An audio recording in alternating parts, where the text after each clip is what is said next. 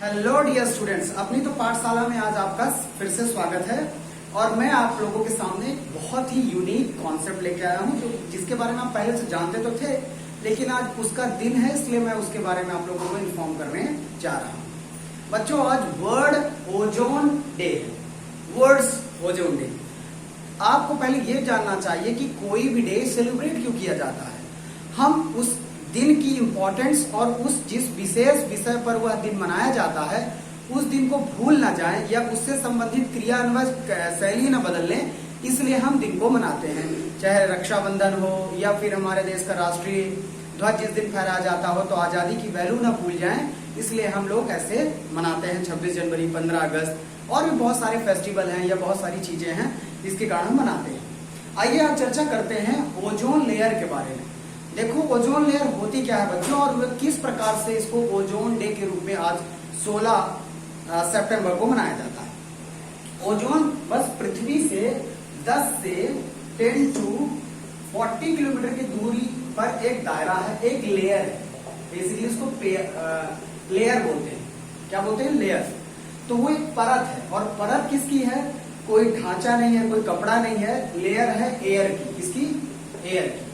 आप सब जानते होंगे कि ऑक्सीजन का जो साइंटिफिक फॉर्मूला होता है वो O2 होता है, यानी ऑक्सीजन को हम O2 कहते हैं और ओजोन को कहते हैं O3। यानी O2 यानी ऑक्सीजन की क्वालिटी जब और ज्यादा इंक्रीज कर दिया जाए, O3 कर दिया जाए, जैसे O4 कर दिया जाए, तो जैसे जैसे O की क्वालिटी बढ़ाएंगे यानी ऑक्सीजन की क्वालिटी और दुरुस्त होती चली जाएगी। तो ये हुआ ओजोन, यानी ऑक्सीजन की बेस्ट क्वालिटीज, एयर का इंडेक्स, वो होता है हमारा ओजोन। अब इसका काम क्या होता है? देखो, पृथ्वी के ऊपर एक लेयर बिछा दिया जाता है। एक लेयर है, एक हवा है, जो 10 से 40 किलोमीटर की दूरी पर पृथ्वी से पाई जाती है। अब देखो, ये जो सूर्य है, सूर्य हम लोगों के लिए कितना इंपॉर्टेंट है। ये जो कपड़ा पहने, अगर जो सूखेगा नहीं, सूर्य नहीं आएगा, तो बहुत सारी ऊर्जा का सबसे बड़ा स्रोत है। लेकिन जब बहुत सारी चीज ऊर्जा देती है तो उससे हानिकारक चीजें भी निकलती हैं। आप आग जलाइए, अगर आग बिगड़ गई तो आपके घर को भी जला सकती है। उसी प्रकार जब कोई चीज आपके लिए बहुत ही यूजफुल होती है तो उसको बड़े कॉजन से, बड़े प्रिकॉशन के साथ इस्तेमाल करना चाहिए, नहीं उसमें हानिकारक चीजें होती हैं। उसी प्रकार सन से आने वाली कुछ हानिकारक किरणें होती हैं जिन्हें हम अल्ट्रावायलेट यूवी रेस बोलते हैं। यूवी रेस, रेस मीन्स किरण, यू का मतलब अल्ट्रा और वी का मतलब वायलेट।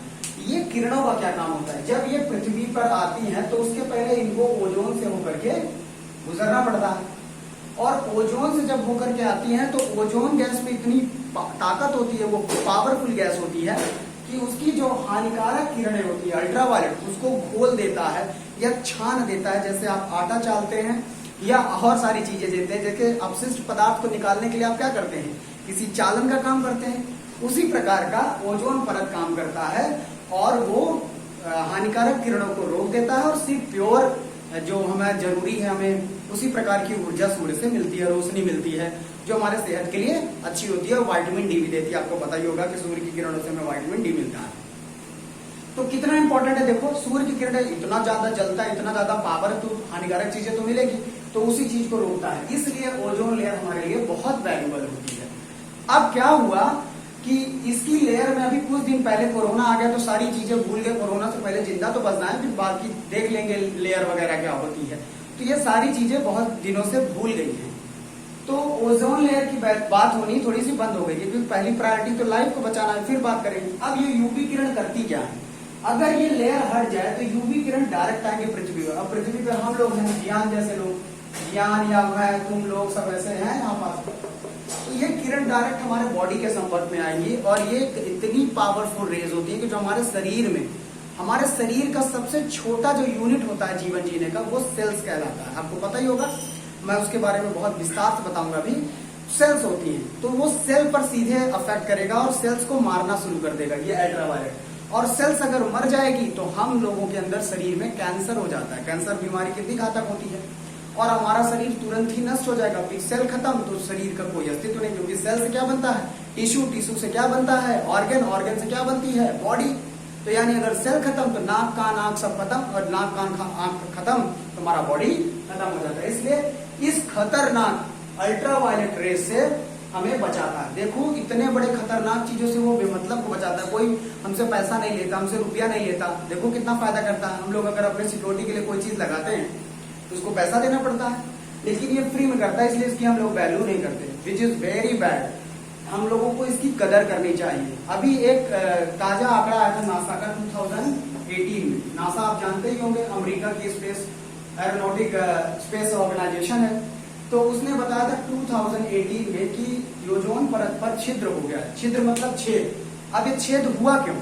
देखो क्लोरोफ्लोरोकार्बन नाम की एक गैस है। वो गैस रिलीज कब होती है? जब हमारे पृथ्वी का प्रदूषण बढ़ जाता है।